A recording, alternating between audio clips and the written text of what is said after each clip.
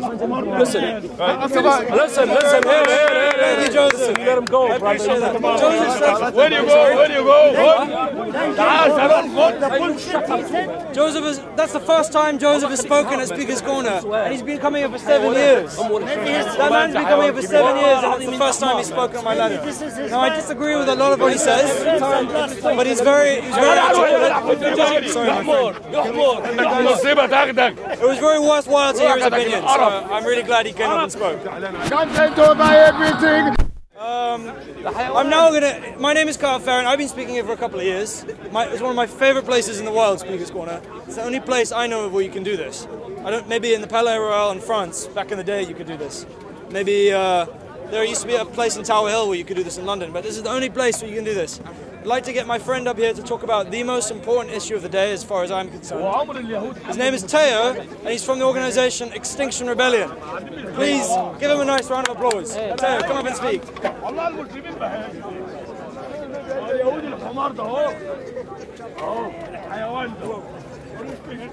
want to hold the jacket, man? I've got one of their manuscripts here. No, that's all right. Do you want to hold on to that for you? Yeah, sure. Okay, so I've got a theme. I've got a theme for discussion. One question. Okay. So I identify as Rainbow Family of Living Light. Okay. Could call it a green movement. You could call it a green movement. So my subject for debate, the subject, if we as a human race are destroying God's creation, the environment, what should we do? So my friend introduced me from Extinction Rebellion. Extinction Rebellion shut down 5 bridges in central London. A disruption. There was a sheet given to the government saying the environment, God's creation, if you like, has to be emphasized. If not, then we engage in non-violent direct action. Non-violent direct action. Put your hand up. So that's the subject for debate. I'm just making the invitation. So in 2 weeks' time, Extinction Rebellion are coming to Speaker's Corner to do an outreach. You will be able to identify them because they have Extinction Rebellion jackets. They will have Extinction Rebellion jackets, and everyone can engage in debate. I don't really consider myself, a signed up member of Extinction Rebellion. I'm Rainbow Family. I gather out in nature. We gather in nature in peace.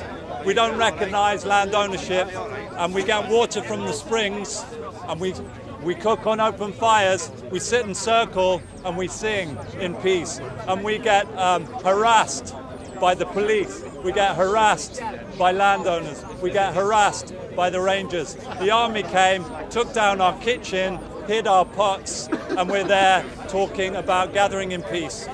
I consider myself a rainbow warrior, but Extinction Rebellion is representing, whatever that means. You can ask the people who come in 2 weeks' time to Speaker's Corner, who are identified by wearing Extinction Rebellion jackets. What time are they coming? You can ask them. So I think the people will be coming at 11, and it's not, it's a collection of individuals, but they'll be identified as coming together wearing those jackets.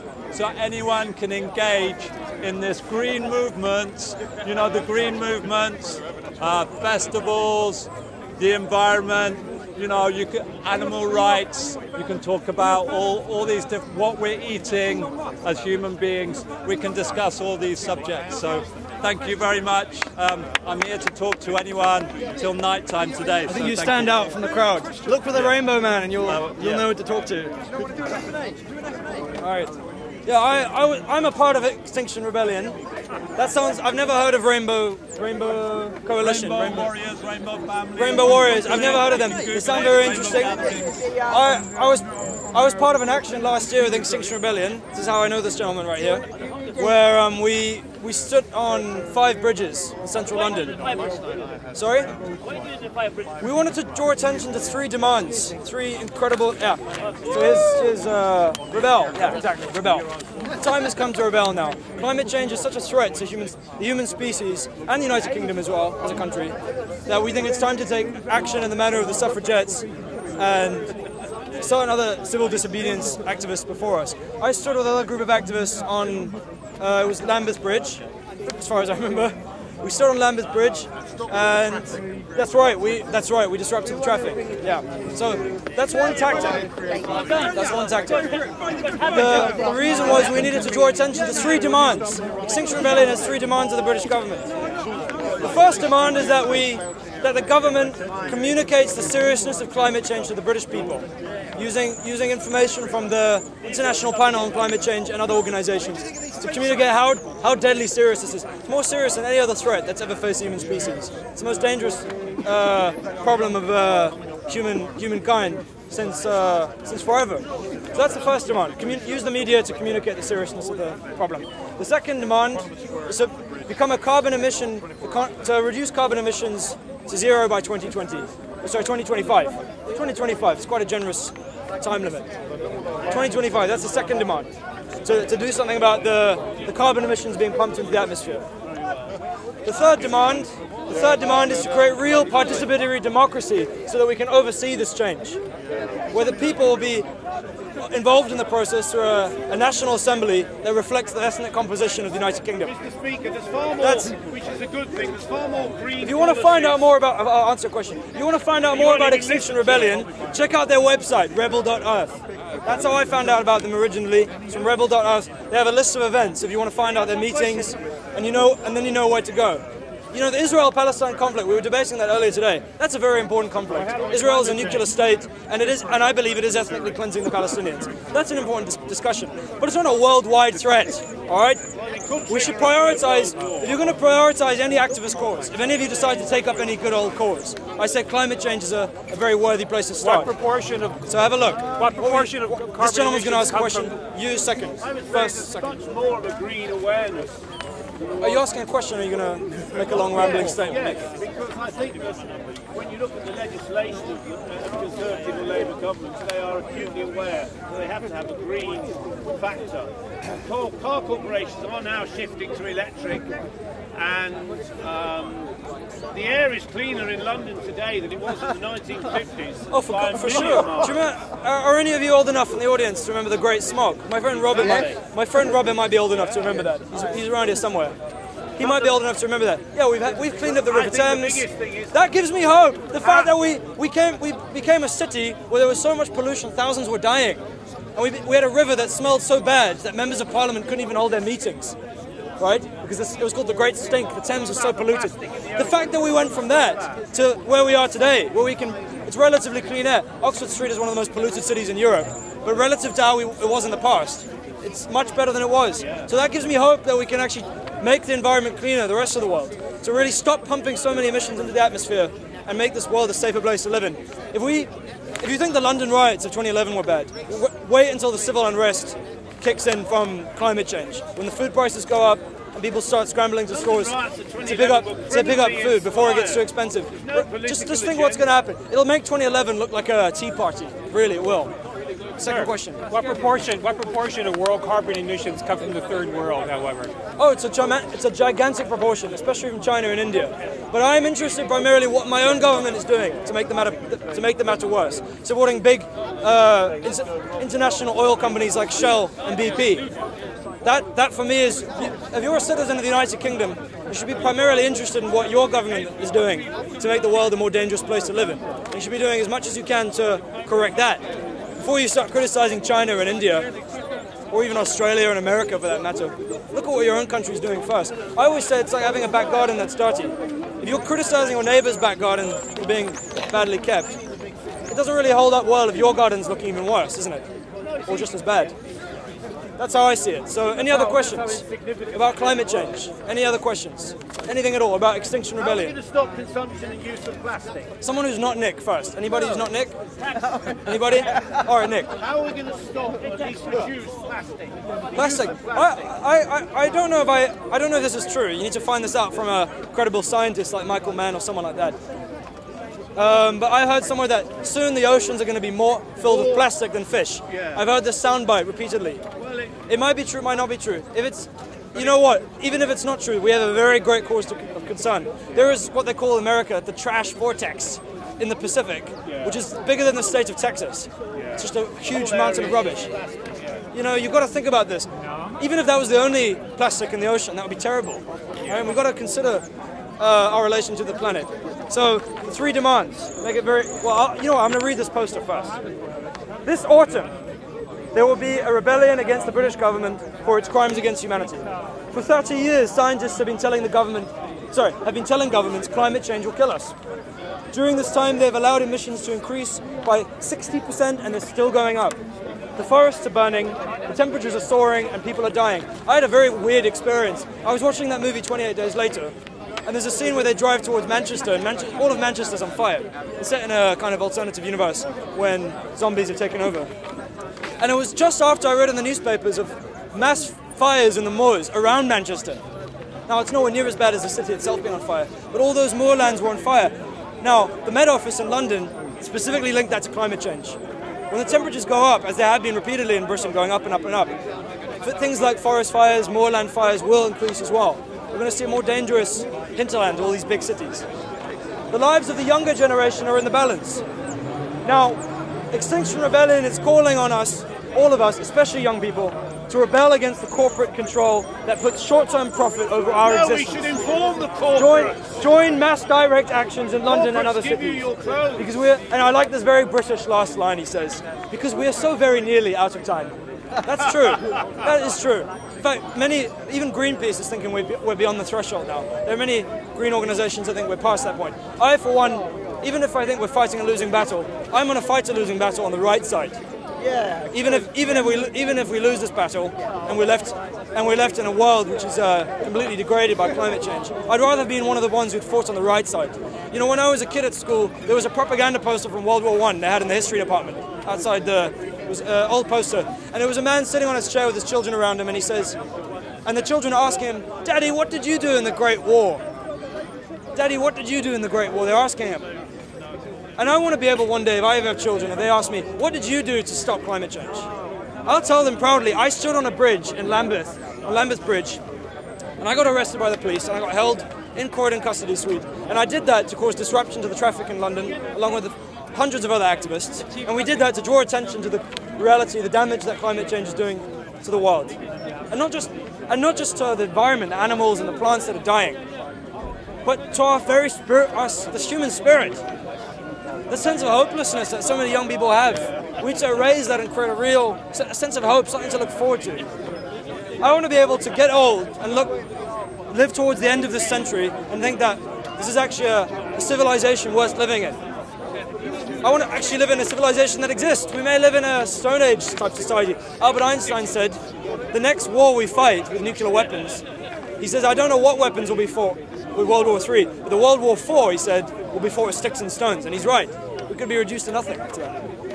You know, got to ask, what kind of society do you want to live in? Society based on corporate greed that puts short-term profits from burning oil and carving up Alberta tar sands and so on, puts that in place of what human beings need, what we need as human beings, the life support system of this planet.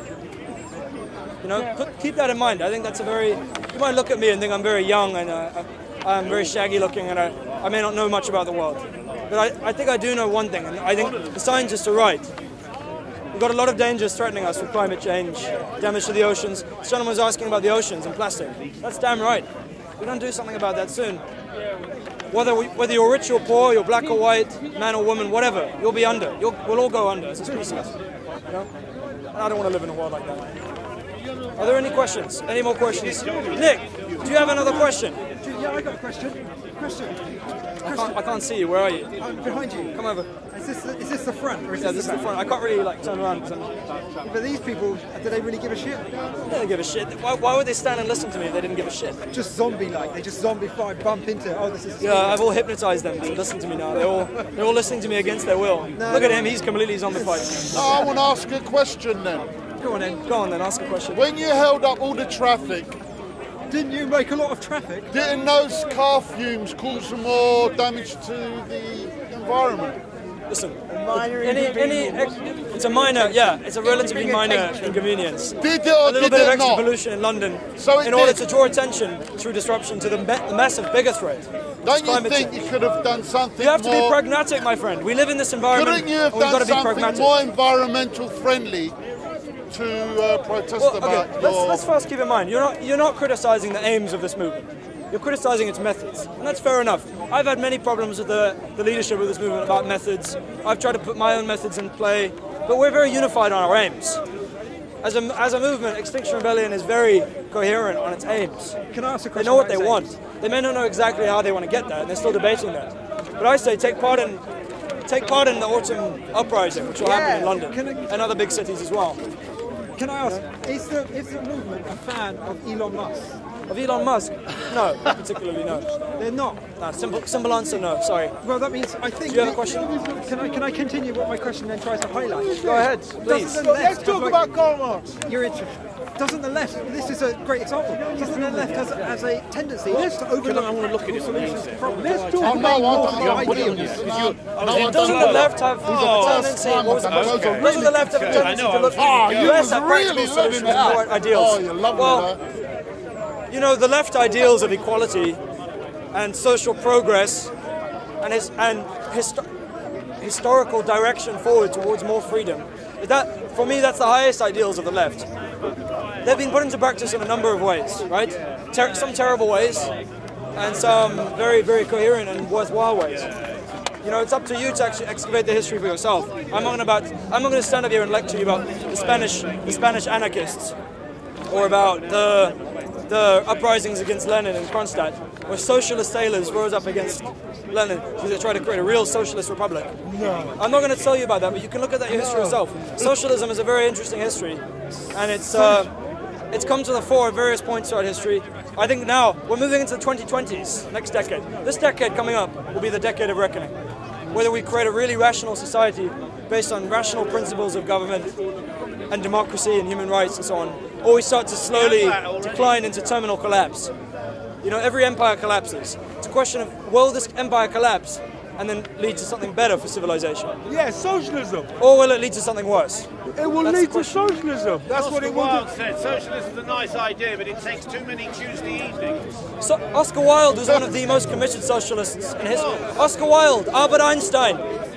We have the socialist state. William Morris. These are all socialists. All of them socialists, very committed. Oscar Wilde wrote a fantastic essay. I recommend, if you want to know about Oscar Wilde's particular understanding of socialism, he wrote an essay called The Soul of Man Under Socialism. The Soul of Man Under Socialism. And he's talked about it in a great detail, what he thinks it would look like. How will socialism come about in a governmental form when the media's opposed to it? When all the media owners will not have it? Like, look at Jeremy Corbyn, he's been rich and there's nothing wrong with the guy. He's not even really much of a socialist, really. From man, say it straight. Man, don't listen to BBC. Man, don't listen to ITV. Political narrative. Listen. Now, we are talking about the political narrative, and we can see even now with Star Wars, right? One of the biggest setbacks for Star Wars is the fact that there isn't a European male in a positive role. All the European males, or supposedly a good majority of European males, are now on the opposing side. They even say it in the film, saying, "Let the past die. Kill it if you have to." Kill it if you have to. But the problem is, are we talking about European males or are we talking about white supremacy?